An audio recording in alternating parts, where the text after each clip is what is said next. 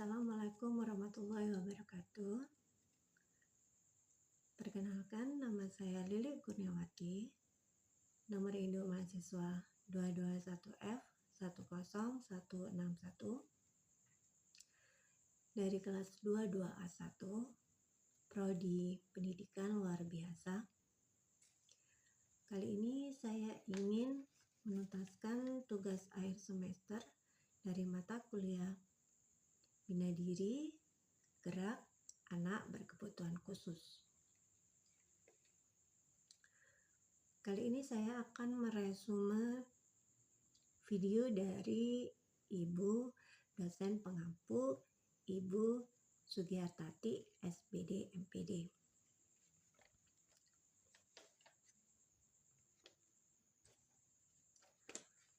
Konsep Bina Diri Gerak Anak Berkebutuhan Khusus.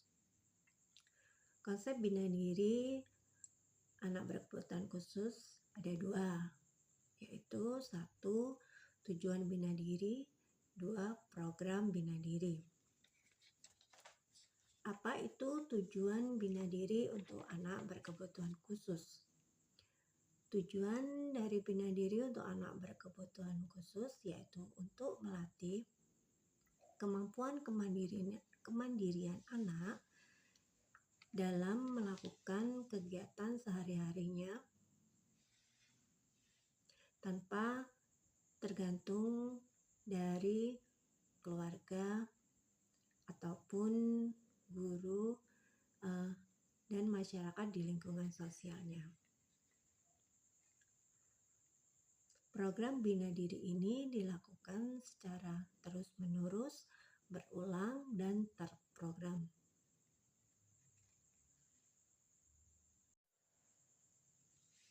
Konsep Bina Diri ini adalah usaha yang dilakukan oleh keluarga, guru, atau masyarakat yang dilakukan di lingkungan sekolah, keluarga, dan konsep Bina Diri ini adalah usaha yang dilakukan di lingkungan keluarga, lingkungan sekolah, maupun di lingkungan masyarakat. Program Bina Diri ini mencakup beberapa kebutuhan. Yang pertama, kebutuhan merawat diri. Kebutuhan merawat diri itu misalnya bagaimana anak berkebutuhan khusus bisa merawat dirinya sendiri, anggota badannya sendiri, supaya bersih, sehat. Misalnya saja bagaimana anak berkebutuhan khusus bisa menggosok gigi sendiri, bisa mandi sendiri, tanpa bantuan dari orang tua, guru, maupun masyarakat di lingkungan sosialnya. Selain merawat diri, diharapkan anak-anak berkebutuhan khusus bisa melindungi dirinya sendiri dari berbagai macam bahaya. Misalnya mengenai anggota badan. Anak berkebutuhan khusus diharap memahami anggota badan mana yang boleh disentuh oleh orang lain. Diharap anak-anak berkebutuhan khusus itu memahami bagian-bagian mana atau area-area badan mana yang boleh dipegang oleh dirinya sendiri dan oleh orang lain.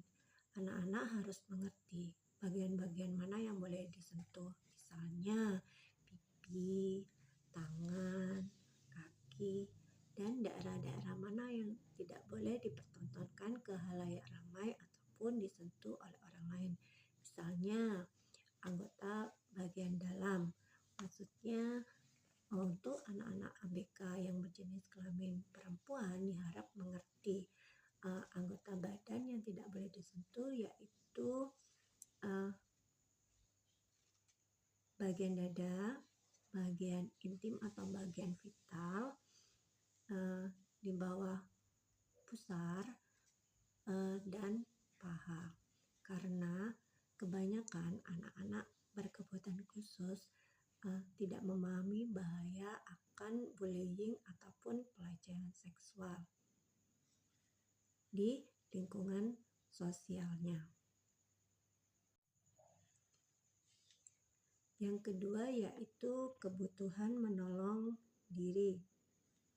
Kebutuhan menolong diri untuk anak-anak berkebutuhan khusus misalnya yaitu anak-anak diharap memahami dan mengerti bagaimana cara menolong dirinya sendiri untuk hidup.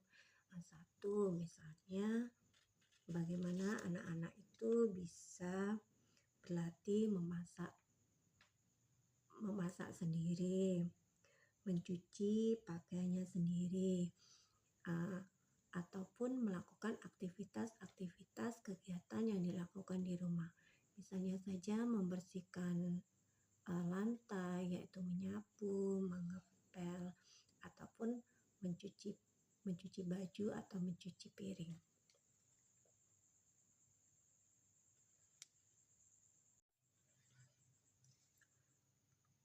Kemampuan ini diharap dilatih dan ditingkatkan kemampuan kemandiriannya dilakukan sejak awal ataupun sejak dini.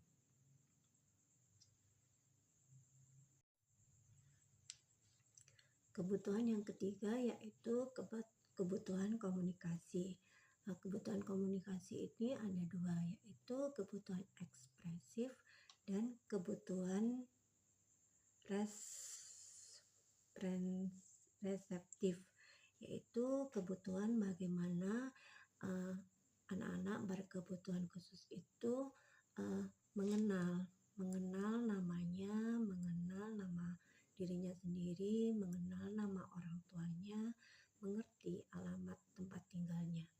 Karena sebagian besar anak-anak berkebutuhan khusus itu jika mereka sudah berada di lingkungan sosial, kebanyakan ada beberapa anak yang di luar dari pengawasan orang tua, mereka akan bermain sendiri dan akhirnya tersesat di jalan.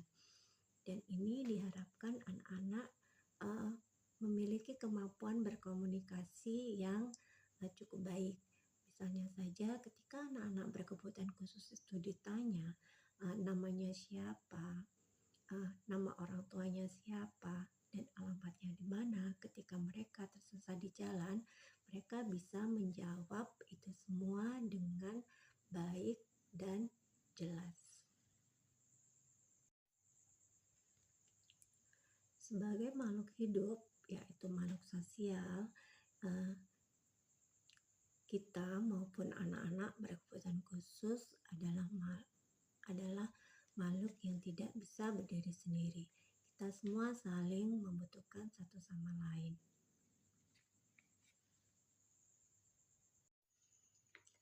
Yang keenam adalah kebutuhan mengurus diri.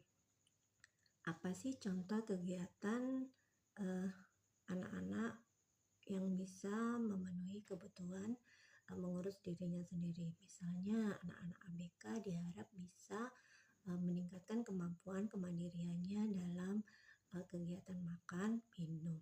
Diharap anak-anak ABK bisa mengurus dirinya dengan makan dan minum sendiri tanpa bantuan orang lain. Misalnya juga dalam toilet training, diharap anak-anak ABK itu bisa melaksanakan toilet training seperti BAK atau BAB dengan sendiri dan tanpa bantuan orang lain, sehingga ketika BAK dan BAB mereka bisa membersihkan dirinya sendiri, memakai celana sendiri, memakai pakaian dalamnya sendiri tanpa bantuan orang lain. Pemahaman ini, keterampilan pada anak ABK juga dibekali dengan rasa tanggung jawab menjaga keamanan dan keselamatan dirinya sendiri. Selain bina diri, ada juga bina gerak. Bina gerak dibagi beberapa macam, yaitu satu, pengertian dari gerak. berdirinya gerak. 3. Macam-macam gerak. 4. Prinsip dari gerak. 5. Cara kerjanya. 6. Gerak manipulatif. 7. Gerak non-manipulatif. 8. Jenis gerakan sensitif. 9. Jenis gerakan menurut otot yang bergerak. 10. Kelainan gerak. Dan 11. Latar jenis gerak yang dilakukan.